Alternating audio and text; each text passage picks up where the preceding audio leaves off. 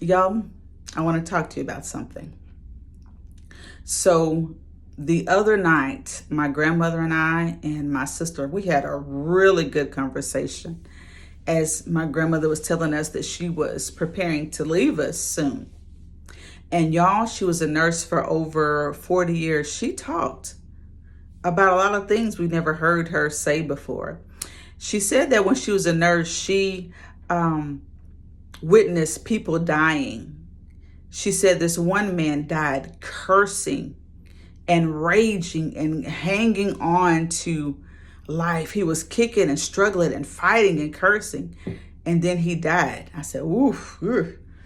And I tell you, y'all, we can assume that he did not have a peaceful transition into the arms of the Lord.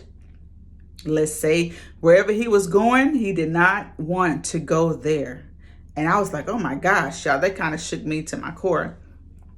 My mother told me a story years ago that she had an uncle, and her uncle was called to preach.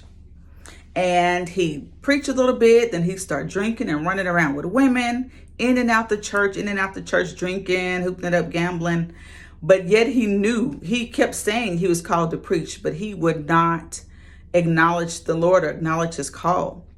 And my mother said that it was witnesses around his bed that at the point that he lay dying, he sat up in bed and said, y'all, look at all that fire. He had a stroke and his mouth was twisted to the side, but his family could understand what he was saying. He said, look at all that fire. He said, everything is going to be burnt up. Look at all that fire. I was like, woo, Lord. And he was clutching and hollering. And my mother said he was trying to preach on his deathbed. He could not acknowledge God when he was up and at it, but he was seeing fire all around his bed, and as his bed was on fire. I said, ooh, I'm going to tell y'all something. Y'all may not believe this. You may think these church folks is crazy, trying to scare folks into hell or something that doesn't exist. I'm going to tell y'all something. People do not lie at the point of death because there is literally nothing to lose. I'm going to say that again. People do not lie at the point of death because they have nothing to lose. When my father was dying, he had the tube in his throat. He kept pointing up. He kept saying, He kept pointing up like I'm going up. He kept waving his hand and praising the Lord and kept pointing up. He tapped my mother. He pointed up like I'm going up. Yeah, I could, almost started crying right then. And he made just a peaceful transition. But my grandmother, she was like, she said, I'm telling you, I've seen people cussing and grabbing and hanging on and kicking and fighting right before death and dying with this horrible, distressed look on their face. I said, oh, Lord, honey, I said, Gran, let me tell you something. There ain't nothing in this world, no person, nobody, no habit to make me miss heaven and go to hell. Not one thing is worth it. And I don't know, something about that conversation just shook me. That at the point of death, someone would be fighting and seeing fire and cursing and raging. Oh, y'all, I'm telling y'all, look, I don't know what you got going on. I know you think a lot of these church folks is crazy. You may say church folks is lying and cheating and hypocrites, and a lot of them are. I ain't gonna even lie. Yes, there's a lot of people who are hypocriting. There's a lot of preachers who ain't living what they say. But honey, it's a lot of folks who are. And I'm going to tell y'all something. Don't you fool around here and miss heaven over pointing at, well, they hypocrites and you're not going to church because of what somebody else did. Baby, you got to die for yourself. I don't care if the pastor backslide. I don't care. You seek God for yourself. And if the whole world backslides, you hang on to Jesus with all that you have. You get in that Bible, you read it for yourself.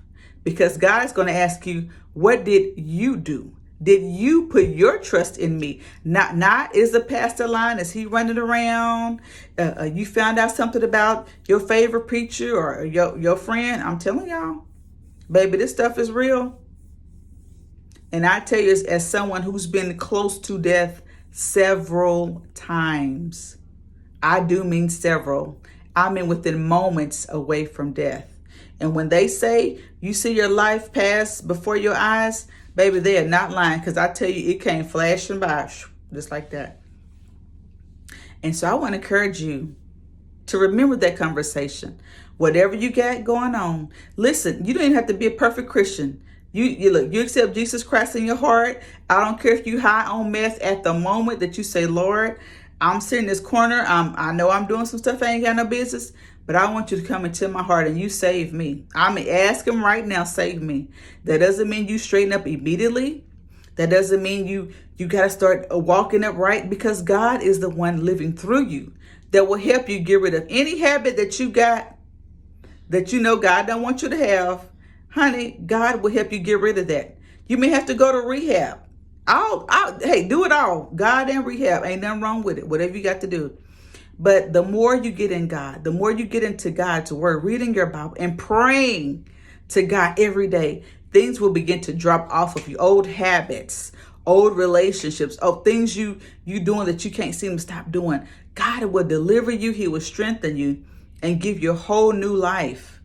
But the start is asking him to come into your heart. And you don't got to be a perfect Christian. And you may have seen a lot of stuff going in the church. And as a church person, I am sorry. I'm going to tell y'all something. I've seen a lot of stuff going on in the church. And if I went by what I've seen, I wouldn't be saved today. Because I know I done seen some stuff. But you know what? I realized I got to die for myself. And I'm not going to hell with nobody. And because of what nobody did.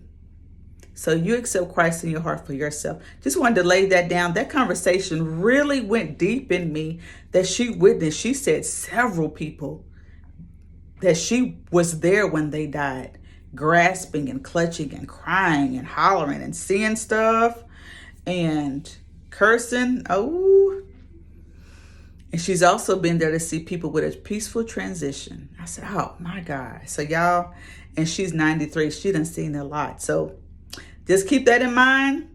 Get Christ in your heart, baby. Live the best life you can. Keep on praying, getting in your word. And honey, whatever needs to drop off, God will take it away. You ask, Lord, take this away from me. I don't want it and I don't need it. And you know it. And the Lord will take it. He'll deal with it. You just give it to him. Be willing to change. Let him change you. God bless you.